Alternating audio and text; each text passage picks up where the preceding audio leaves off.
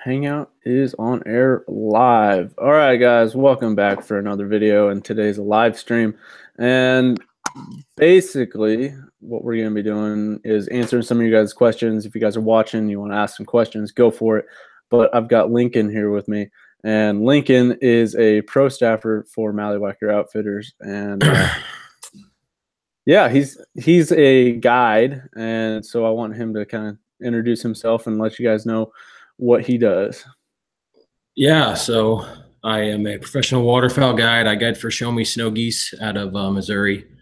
We do southeast Missouri in the Boot Heel, and then we do northwest Missouri, which is rolling hilltops, and we usually do that for the snow geese at the end of the year, and primarily ducks and specks.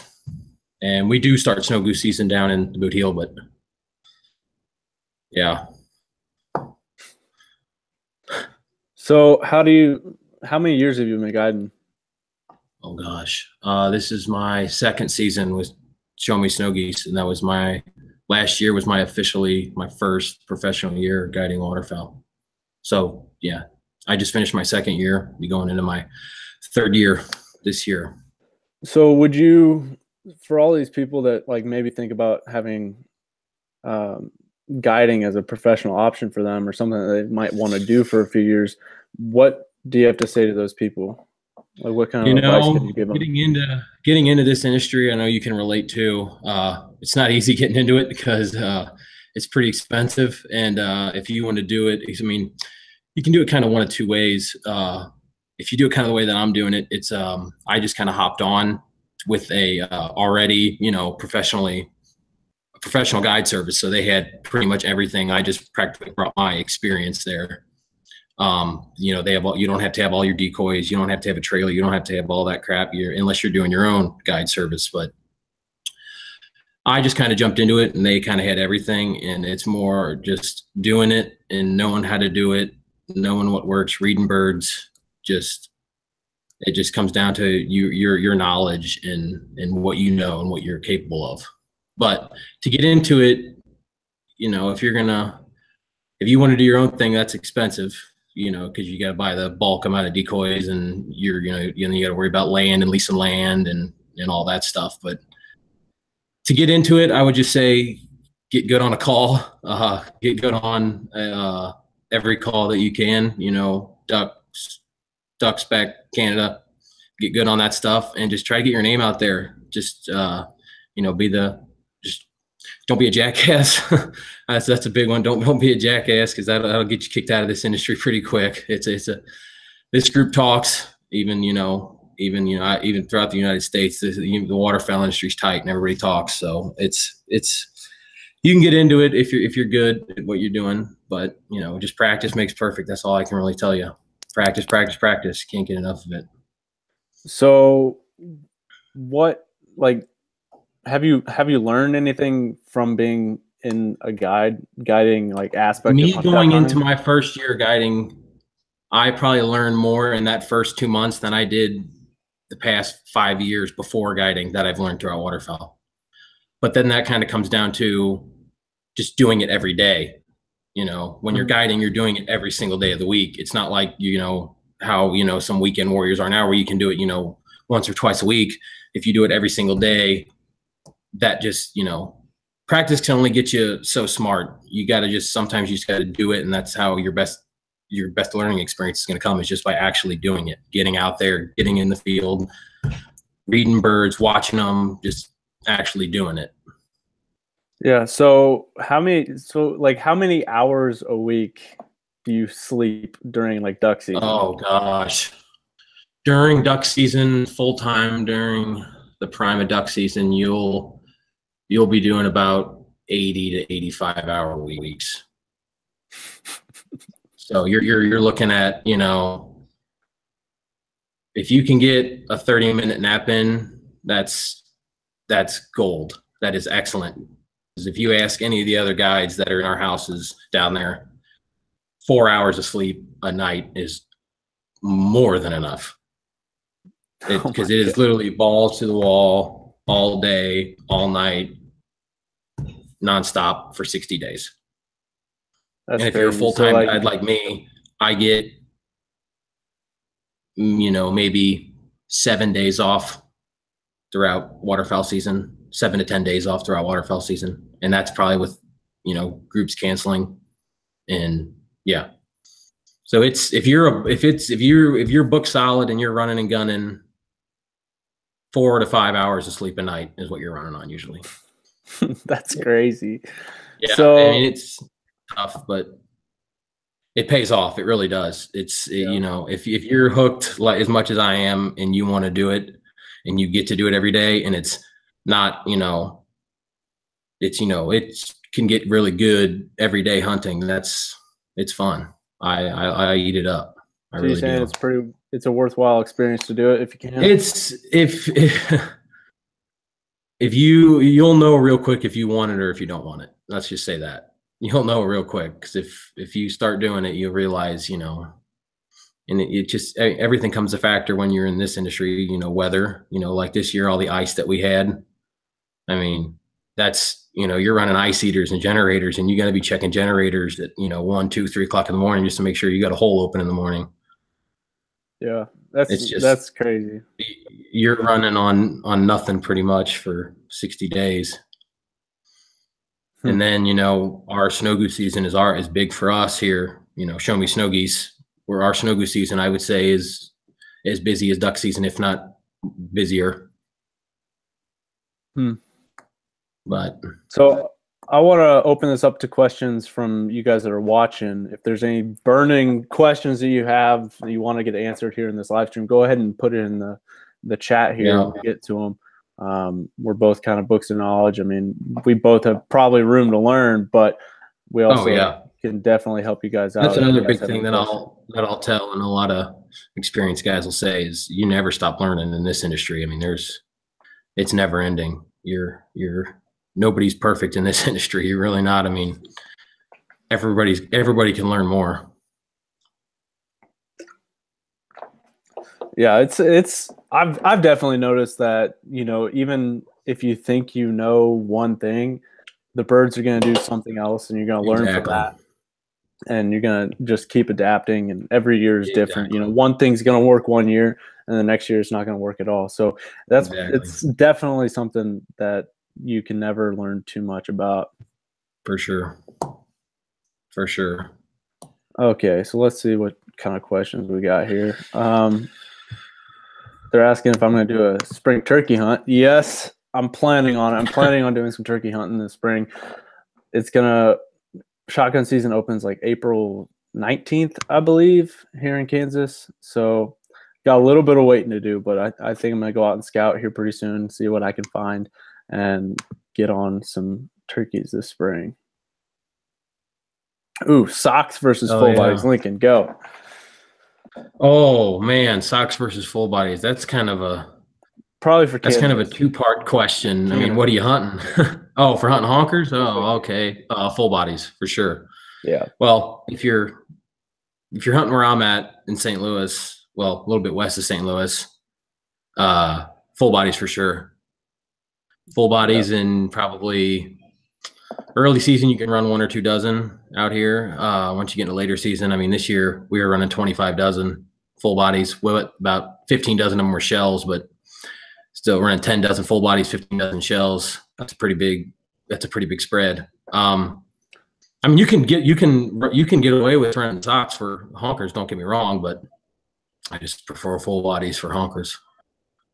Yeah, I'm right there with you. I've used socks for honkers and I've used full bodies. I've used them both at the same time, and I would definitely say I prefer, like, with with lessers you can get away with socks. Yeah, no doubt about it. Oh yeah. But with big honkers, I would lean more towards using full bodies over socks, just because the socks just move around so much, and I've noticed that big honkers don't really like going in with lessers. They like to kind of stay separate. So if you're able to mimic a honker feed and you've got honkers in the area, I would go with full bodies all the way. But if you've got a bunch of lessers, use the socks, use everything you got. But with honkers, I'm not too familiar again with hunting lessers. That's kind of more you and Brady's kind of thing. But we don't get any lessers really out here. But I don't either. But honkers is what we predominantly hunt for Canadas and Iowa full bodies. Now, if you're running snow goose, if you're saying, I mean, you can be really anywhere in in the States. And if you're going to hunt snow geese, windsocks are your name of the game there. That's what's going to be your go-to, just because you can get the most for less. And that's sure what it is with snow geese, is more and more. You can't have really too much for snow geese. I've heard stories of people using like plastic bags to hunt snow geese. And way back when. Yeah. Walmart bags out in the field, hung on a corn stalk. Yeah, I've heard of that. Yeah. I wonder if that would still work. There's your challenge for next year. Plastic bag snow goose hunt. Well, I don't get very many snow geese through my area, and we tried using snow socks for one hunt, and the Canadas wanted no part of it. They hated the snow socks, which it was kind of crazy to me. I don't know why that happened, because normally you see people running snows and Canadas mixed together. Maybe it's because there's no snows in the area that kind of threw them off, or they just didn't want any part of the snows or the motion from the socks. But I don't think it would work for me to try that. Yeah, I don't. Whoops. Oh, here's a question, Lincoln. I can't see the chat, so you're gonna have to tell me what's going on. Yeah, I got you. When you're guiding a hunt, are you able to shoot with your clients? Yes and no. I mean, for the guide service that I work for, Show Me Snow Geese, I am allowed to bring my gun on all that whenever I go hunting. For snow geese, I will all the time usually, just because it's usually about pure numbers, and that's what we're going for. During a duck hunt, if it's a small group, 1 or 2 or 3 people, usually I won't. That's just me though. Just duck hunting, that's kind of more of their thing. But yes, most of the time, I'd say probably 75% of the time, I'll bring my gun just in case. I always like to have it just in case the client's gun messes up and they need to use a gun. But most of the time, shooting ducks, I usually won't shoot unless it's obviously like a big group, 20, 30 or something. But, singles, doubles, shit like that, I usually let clients take care of them. But yeah, I shoot most of the time, yeah. Cool. Now, here's a question. What's the most important thing when scouting? And I would say most important thing when scouting. It depends. Yeah. It really depends. Like if you're scouting fields, I mean, the most important thing I'd say is get access to a field that has birds on it. And I mean, to scout, you have to have birds. So that's another big thing you got to realize, that you got to have birds and you got to have a feed, or, a place that you can access that they're using regularly.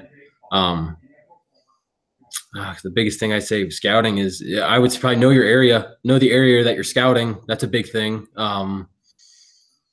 Property lines. Yeah, I mean, we have all these out now where let OnX Hunt. That's a great app. If you want to pay for it, if you're going out of state to hunt, that's different. But I would say know your area. Probably the best tip I got to say for scouting is know that area, know what the birds are doing, where they're going. If you can't get on them, get at least underneath them. Get them underneath that flyaway where they are accessing. Mm-hmm. But yeah, just know your area for scouting. That's all I really gotta. I'd say another thing is follow the birds from the roost to the feed and find their loafing areas. You'll find a roost, you'll find a feed, and you'll find loafing areas. And you don't want to hunt the roost because you put the birds out of there and they're gone. But you want to find the feed and you want to find loafing areas, and you want to hunt the feed or the loafing areas. So find those. And if you're hunting public ground, find just a decent spot in the marsh where you see the birds going. And generally, they stay pretty true in the marsh. They like to go certain areas. So, like, you scout the evening, they'll most likely be coming back in the morning. Yep, I agree. What's most important, or what's important for getting into hunting? Info and what's gear. Important to info and gear to get into waterfowl hunting. I got one. You need to know how to identify your ducks. There you go. That is a very good point. That is a very good point. So you want to know how to identify your ducks and go with somebody who knows what they're doing for your first few times out, so you kind of get the gist of it, and and you kind of get immersed into it and know what's going on. But I'd say knowing how to identify your ducks is a really big one, because there's certain limits on different ducks, and you don't want to shoot over your limits. And it's not just mallards every single day. I mean, as much as we'd like it to be, it's not. Sometimes you're just shooting a bunch of wood ducks or woodies, or wood ducks and woodies, spoonies. You got to know which ducks what, and I'd say that's probably the most important thing to know. And gear wise, what do you think, Lincoln? I mean, you're gonna have to get a shotgun to start off with. That's and if you're new into it, I mean, are we bringing up guns? Is that a thing? I mean, that's Sure. gear. I mean, you gotta have a gun. So that's so tough. I don't even really. It's tough to explain how really I got into it. It's just like, I don't know. It just happened. Yeah. All right. I got this. I got a shotgun. Try to get some buddies to do it with you. That helps a lot. Get some buddies to do it with you. Decoys. Yeah, you're gonna have to end up probably getting decoys if you're gonna do public land. Any hunting. Yeah, yeah. But I mean, I'd say get decoys, a gun, a good jacket, waders, a call, learn how to call it. That's pretty much it. Whatever you're hunting, practice on get yourself a call. Go get yourself a cheap call somewhere. Just start practicing on it. I'm big into that. If you're gonna get into calling, practice. You can't practice that enough. So for sure. So let's see. Clients use 20 gauge for ducks and geese. Usually 12 gauge. Yeah, I'd like to get a 20 gauge. I think it'd be fun. I almost went to Bass Pro today, and I almost bought a Benelli Ultralight 20. I was so close to doing it. Oh my gosh! I had a client this year shooting one for ducks, and it was, oh man, I wanted one. As soon as I held it, I wanted one. Yeah. I don't know. I think it'd be fun to get like a 20 gauge or even a 410 and just go out one day on a pond where you're going to shoot a bunch of ducks and just try it and just have a little bit of fun doing it. Make it maybe kind of like a challenge for yourself, I guess. Yeah. I don't know. I think it'd be fun to just switch it up and do that, or maybe shoot like an over-under instead of like a pump or a semi-auto. Just something different. So keep it interesting, I guess. But I mean, it's always interesting.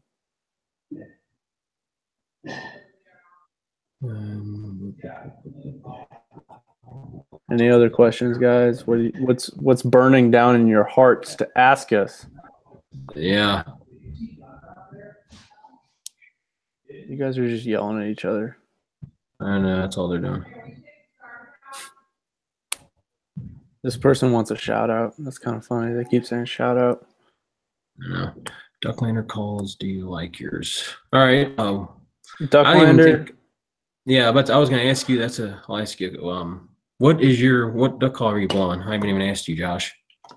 I primarily use a Ducklander Con Artist and a custom-made double reed that I really like. Is your Ducklander a single reed?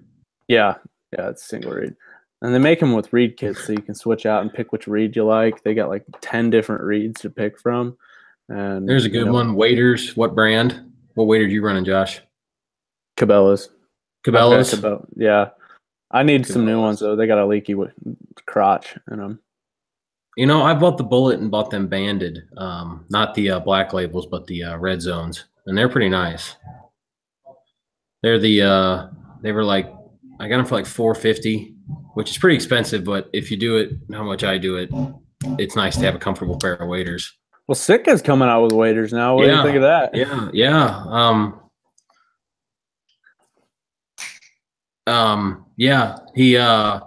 My boss actually is going to give me a pair here soon when they beginning of next duck season. So I'm looking forward to it. I don't think I'm gonna get sick of waders. I can't spend that much money. No way. No? I don't think I could do it. I mean, they got a lifetime warranty with them if you got to buy the lifetime warranty, which is like another like $500 or something. But wait, they're charging extra for a lifetime warranty, like $1,200 or $1,200. No, they're $950. They're $950. That's still a lot for weight. They have a pair for 850 too, so that's right up your alley right there. Don't they have a pair with like a zipper in the crotch? I think that's the thing. I think there's like a zipper in the crotch of those waders. Yeah, it's got like the cross zipper. Huh. I think. That's interesting. It'd be cool to get some, but I don't think I could do it right now. Yeah. What kind of schooling do you need to be a guide? For Missouri, you don't have to have a license to be a guide. Arkansas, I know Arkansas you do you have to have a guide's license. Not really too sure on what that process is for getting that down in Arkansas or how that works, because I only guide in Missouri, so I can't really help you there. Yeah, I think if you go with an established guide service, they'll walk you through it. Yeah. Yeah. What do you prefer, jerk rig or mojo? I run mojos. Flippers, we call them flippers here, whatever you want to call them. Yeah. Well, I've just got the mojos with the wings. I don't have like the ones that swim around or anything. But no, I don't use. I mean, I don't use the pulsators or nothing like that, or the vibrating ones. I don't believe in that stuff. I just use the mojos. Yeah. Kill 'em Outdoors just sent me $1.99 for a shout out. Hey, there you go. Shout out to Kill 'em Outdoors.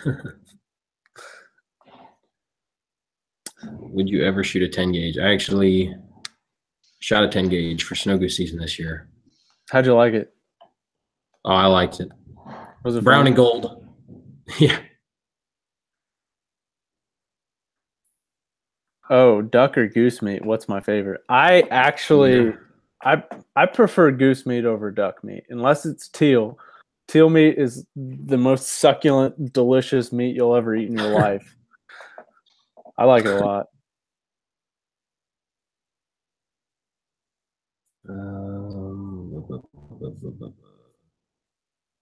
Bulk decoys. I don't know much about them bulk decoys. That's that guy. I like them. They're pretty cool, actually.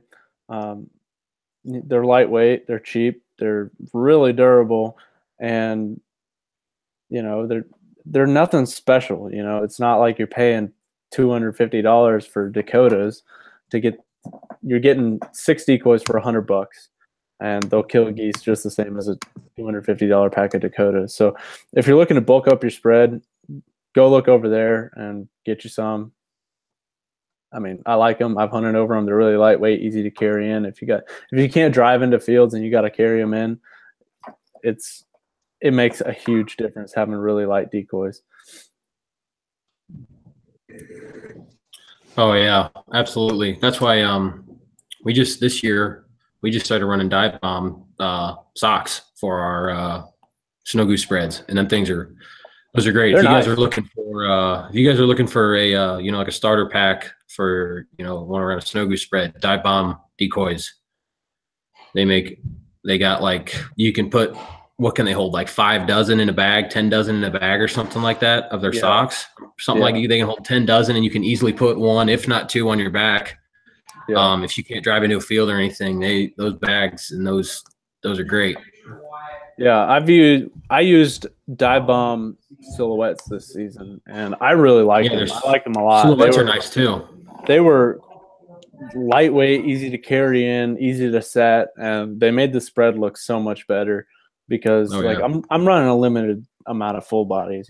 It's expensive to get a whole bunch of them, but when you're able to get 2 dozen full bodies and 5 dozen silhouettes, it really does make a difference, and it makes the spread look a lot better. Yep, absolutely. So how many duck decoys would you put in a W spread? If that's on water, I'd say all you really need on water in a marsh is 2 dozen decoys tops. You don't really need all that many. Absolutely. Avian X or bulk decoys, that's really up to you, man. If you're wanting to spend the money on the avians, go for it. But if you want to, avian's a good decoy, but you're probably going to get it a little bit cheaper with bulk. That's for sure. Like if you're wanting to get cheaper decoys, go with the cheaper decoy.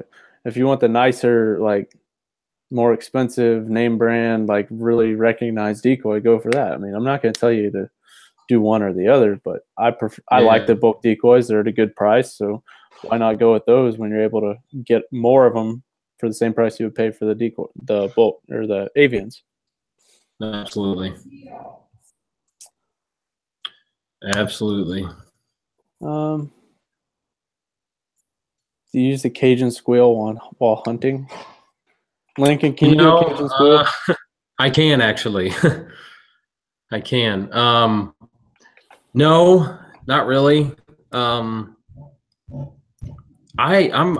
pretty basic when I'm blowing a duck call. I'm not big fancy, I just do the basic stuff, and that's what gets me by. I'm nothing special. I don't do no contests or nothing like that, but I still kill ducks but I can do a Cajun squeal, but I feel like that's kind of more south-ish timber hunting Arkansas stuff that I don't do. I hunt a lot of flat rice, marsh stuff. So not really. Stick to your 5-note and 3 notes and your quacks. That's really all. I don't even really use a feed call too much, to be honest. I mean, maybe a couple chuckles, nothing more than 5 at a time, though. Yeah, you don't really roll it in when they're coming out of the decoys. No. Yeah, I think I can do a Cajun squeal. I'm not really sure if I can or not, but I don't know. I keep it pretty simple. I call in the corners. Quack. Yep. Hit them on their corners. That's what it comes down to. About it. Don't overcall. That's what I tell people a lot. If anybody asks me about duck calling especially, don't overcall. If they're treating you right and they're doing it, let them do it. Don't screw it up. Let them do their thing. If they like it enough to where they surprise you and they're already, wings locked, they're cupped up, they're doing it. Let them do it. Let the birds once they start fluttering, then hit them. But let the birds tell you what they want. Yeah, exactly. Watch the birds, and that kind of comes back down to reading birds, which is a big thing because that's probably what took me the longest to learn was reading the birds, reading what they like, what they want to hear, what they're doing. It changes every day. They're just like us. Some birds, likes different. Every bird likes different stuff. So it's just you got to find what they like and what that sweet spot is. So here's a question for you. Yeah. Do you have any stories about nightmare clients in the blind? Oh gosh. Yes, that's a yes. Yeah.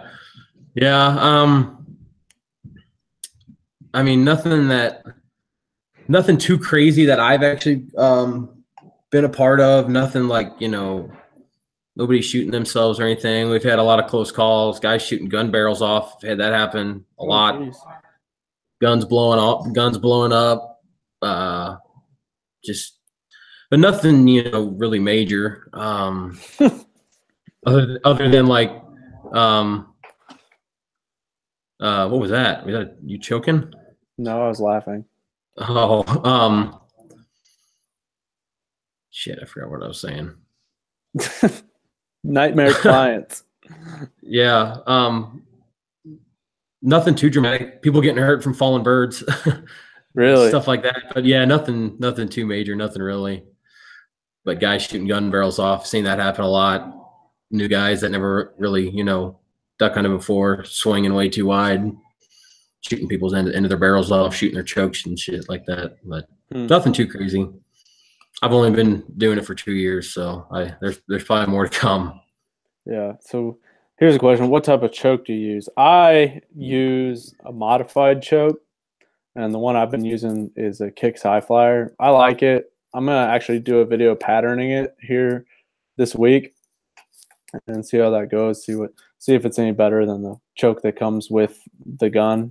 But I like the Kicks. I like the modified choke. I've never really bumped up to a full that often. I don't feel like I need it, but I don't know. A lot of people shoot full chokes. Yeah. What do you shoot, Lincoln? I shoot a Rob Roberts T3, which is their long-range choke. I shoot that out of my Benelli M2. Aren't you fancy? Yep, I like it. So is that a full And I choke? want to, yeah, it's their long range, yeah. But I want to get a 20 gauge for turkeys and doves and ducks. I'm seriously considering buying one. What's stopping you? But the fact that I can spend another $300 and get a brand new Black Eagle 3. Well, you have an M2. So, I don't know. Yeah, I like guns. Yeah. I like them all, man. But This person's asking what we recommend for Western states for ducks and geese. I've never farthest west that's I've you, been man. is Colorado. Never hunted west of Colorado. Farthest west I've been is Missouri, so yeah. So yeah. we're Sorry about that one, bud. Central Flyway. That's us right here. Well, aren't you in the Mississippi, Lincoln? Yeah. Yeah, you're in the Mississippi. Yep. I'm in the Central. Yep. I'm Mississippi Flyway. Ooh. Still recommend a Benelli Supernova. Yeah, Josh, actually, that's what you shot for a while, didn't you? It was Supernova? Yeah, I did shoot a Supernova. I loved it. It was awesome. It's a great pump gun. It's $500. They're great starter gun. I still have a Benelli Nova that I shoot with snow geese. I shoot snow geese with. I love them. You can beat the hell out of them, and they work. Yeah, like my Supernova, I didn't care about it getting beat up. I didn't really have to clean it super often. Like it was great gun. I highly recommend it if you're looking to get something better than like an 870 or Mossberg 500. I would recommend getting the Benelli Supernova if you don't want to spend $900 on a semi-auto. But absolutely, Supernova, it's a great gun. I really do recommend it. Yep.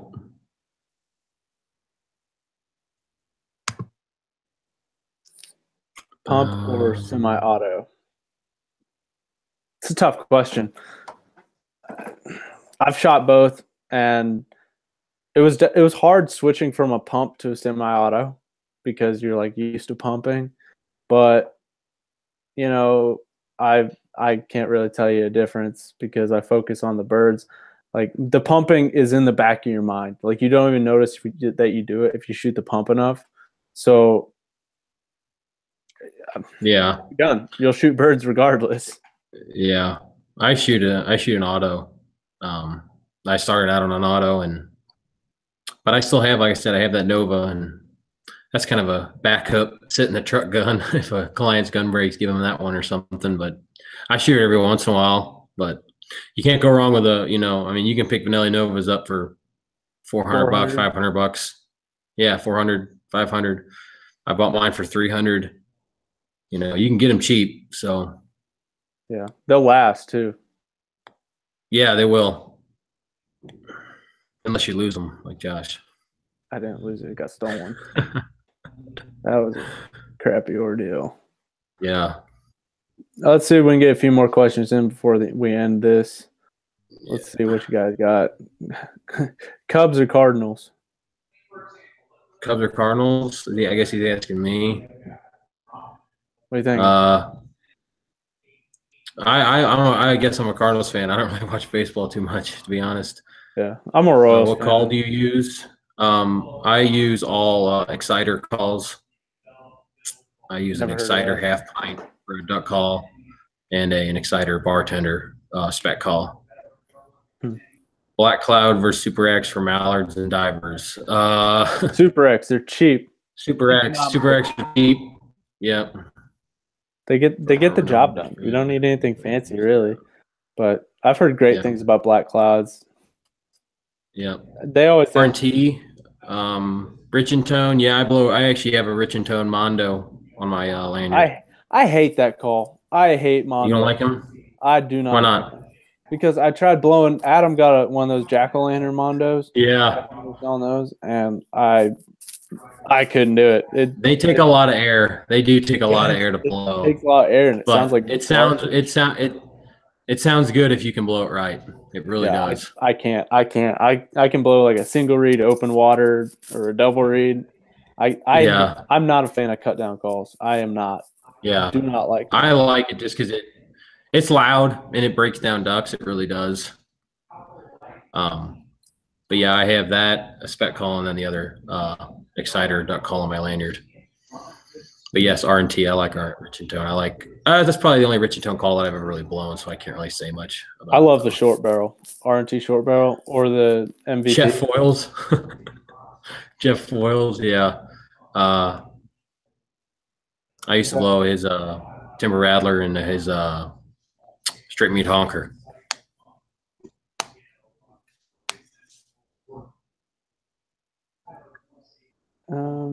Okay, so wood or acrylic call? I would pick an acrylic call over a wood call.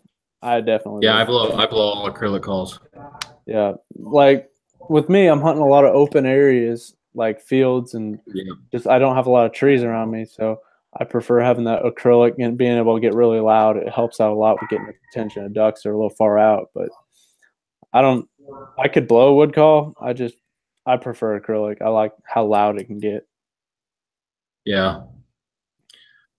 Which call do ducks respond to better, cut downs or regulars? That kind of comes back to, different ducks. Ducks like different stuff, Yeah, cut down calls are made for timber hunting, aren't they? I believe they are. Not, I mean, I guess not necessarily. Because I blow it in blooded rice fields and, ponds and marshes and stuff, but I mean, I don't technically. I mean, not. I mean, you could say it is, but not. My opinion is no. You can blow it pretty much. I think it was invented for use in timber. Yes. But yeah, you can use it outside of timber. But it was invented for timber hunting, and I don't like it because you can't break it over and get super loud with it. It's a very quiet, like just raspy call, and I like being able to have the ability to break over and get real loud if I need to and get the attention of ducks really far away. And that's just because I have a more wide open environment that I hunt. I don't hunt in trees where it's like it echoes and things like that. So you shoot 3.5 inch on ducks. No, I don't believe in 3.5 inch shells. Don't buy them, kids. I shoot 3.5 inch because they don't make 4. No, don't shoot 3.5. You're wasting your money. I like 3.5 inch shells when I'm shooting geese, but ducks I shoot 3 inch 2-shot. 3 inch all the way. Really? Yep. I mean, the 3 inches is all you really need, but I feel like I've shot 3 inch double Bs and I've shot 3.5 inch double Bs of geese, and I just feel like I knock them down better with a 3.5 than I do with a 3. Teach his own. I just can't justify myself spending that much money on 3.5 inch shells. So you also hunt a heck of a lot more than I do. Yeah, that is true. I probably do shoot a lot more shells than you, but but it is what it is. That's the if you're just starting out, really. Don't buy them. If you're just starting out, don't buy them because they're a waste of money. And if you need 3.5 inch because you need to shoot 90 yards, you don't need to be waterfowl hunting. Yeah, finish them in close. I don't know. It looks better that way. Yeah, I like 3.5. I don't know why. I just do. I like 3.5 inch double Bs when I'm shooting geese. Just makes me feel more like a man. Yeah. I guess. I don't know. I prefer it. I've noticed a difference between the two, but 3 inch does cycle a little better. Yeah. Let's see any questions we haven't answered already. How much wood could a woodchuck chuck if a woodchuck could chuck wood? Yeah, I can do that too. Have you ever shot lead? No. Yes. What? Dove? Or yes. Not dove. Are you allowed to shoot lead at dove? Yeah, I believe so. I think you are. I don't know. Certain, I've never different public fields have like different regulations, but yeah, you can shoot lead at doves. We'll get one more question, then we'll sign off here. Do you ever pay attention to load sizes? Yes. Yes. Really? Yes. Oh yeah. 1 1/4. 1 1/4. I don't really look at that. I just grab a box of shells and go. I think it's 1 1/4, 1 1/8, like something like that. Flock decoys or no? Yes and no, I guess. It depends on what you like. Yeah. I've killed them over both. I've killed them over silhouettes, you know, like Yeah. I think flocking really comes into play when it's like you're in a field and it gets frosty, and then Yeah. like if you have flocking on your decoy, it's not going to frost over as much. Absolutely. But Yep. other than that, flocking really doesn't make that huge of a difference. Yep, I agree. But I think that's enough for this live stream. I'm going to try and start doing some more of these here this spring and see if we can do answer some more questions live. I know you guys like that, and I try to have different guests on, like Lincoln here. But that is all we got for you guys today. I hope you enjoyed this, and stay tuned. I'm going to be posting some more videos, and yeah, springtime is here. We're going to start fishing. We're going to do some waterfowl Wednesdays and some live streams. So I hope you guys enjoy this, and I'll catch you on the next one.